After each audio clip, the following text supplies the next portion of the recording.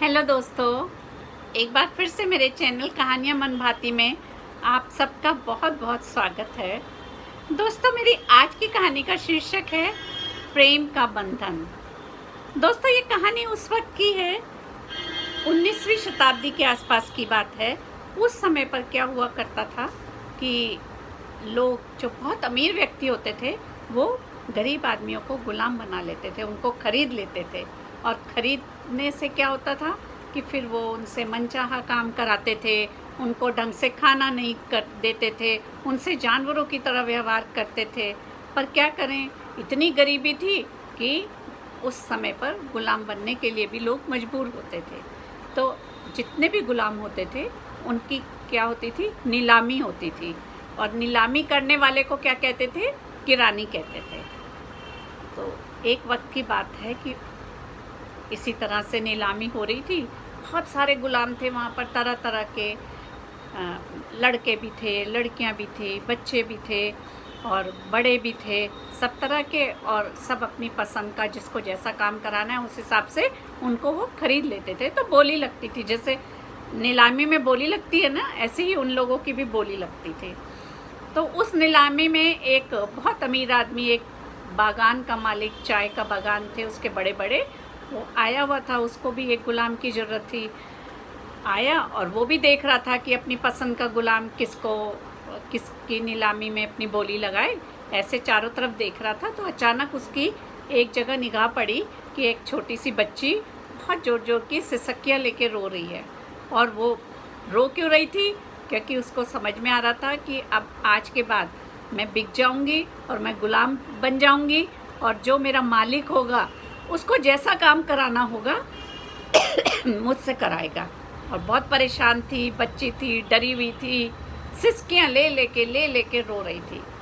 तो पहले तो वो जो चाय के बागान वाला अमीर आदमी था उसको देखता रहा, और पता नहीं क्यों उसमें उसको अपनी बच्ची दिखाई दी। उसकी बच्ची भी उसी की हम उम्र जैसी थी, तो उसको अपनी बच्ची याद आ गई, या जो भी हुआ उस क्षणिक उसमें वो इतना हृदय उसका द्रवित हो गया। उसने क्या किया कि बहुत ऊंची बोली दी और उस बालिका को खरीद लिया और वहाँ से चला गया। अब जब सबकी नीलामी हो जाती है उसके बाद सबको अपने अपने मालिकों के पास पहुँचा दिया जाता है। सबकी एक चिट बन जाती है, उसमें लिखा रहता है मालिक का कि कौन सा मालिक है और कहाँ जाना है, और फिर वो मालिक उसको वहाँ से ले जाता है।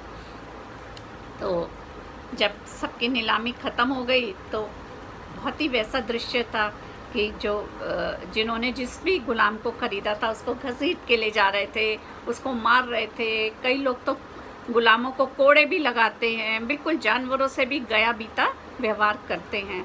तो बहुत ही करुण दृश्य था, बहुत ही ज़्यादा। और इसी बीच वो बालिका भी रोती रोती सिसकती किरानी के पास गई कि मेरा जो मालिक है वो कौन है, क्या है। तो उस किरानी ने उसको भी एक पर्चा दे दिया कि भाई तुम्हारा मालिक ये है, सबके नाम लिखे रहते हैं। तो उसने उस पर्चे को खोला तो उस पर्चे में क्या लिखा था वो देख के बहुत आश्चर्यचकित रह गई। उस पर्चे में लिखा था मुक्त, कि तुम आज़ाद हो। तो वो बहुत आश्चर्यचकित रह गई कि ये क्या, कि मैं आज़ाद हूँ। तो वो और ज़ोर ज़ोर की रोने लगी, और रो रो के उसने किरानी से बोला कि किसने मुझे ख़रीदा है, कौन है, आप मुझे उनका पता बता दीजिए।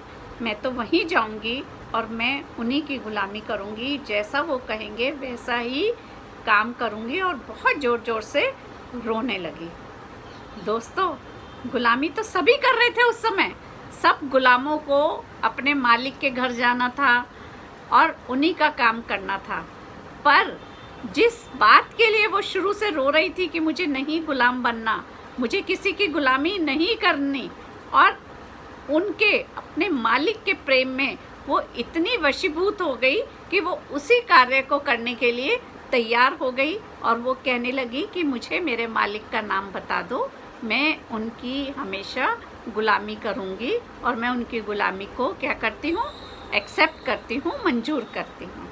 तो दोस्तों, इससे हमें क्या पता चलता है कि प्रेम का बंधन ज़्यादा मजबूत होता है गुलामी के बंधन से।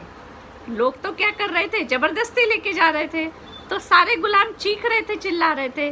पर इस बालिका का जो मालिक था उसने उसको ऐसे प्रेम के बंधन में बांधा, तो वो भले ही चला गया था, उसको लग रहा था कि मैंने इसको आज़ाद कर दिया, ये बच्ची बेचारी इतना रो रही है, पर उसको लगा कि और कहीं पूरे संसार में जाने से अच्छा तो है कि इतने नेक भले आदमी की गुलामी को, दास्ता को मंजूर करना।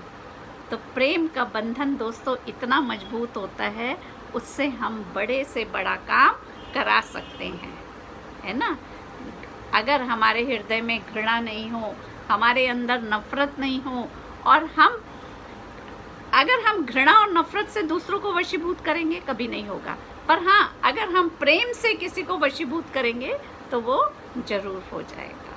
तो आगे से दोस्तों मैं भी और हम सब भी कोशिश करेंगे कि सबको अपने प्रेम के बंधन में बांधे, ना कि जोर ज़बरदस्ती से बांधे। तो उम्मीद करती हूँ दोस्तों आपको ये मेरी कहानी पसंद आई होगी। पसंद आई तो ज़रूर लाइक और शेयर करिएगा, और कमेंट सेक्शन में कमेंट भी ज़रूर लिखिएगा। और अगले वीडियो में मैं फिर आऊँगी, तब तक के लिए बाय बाय।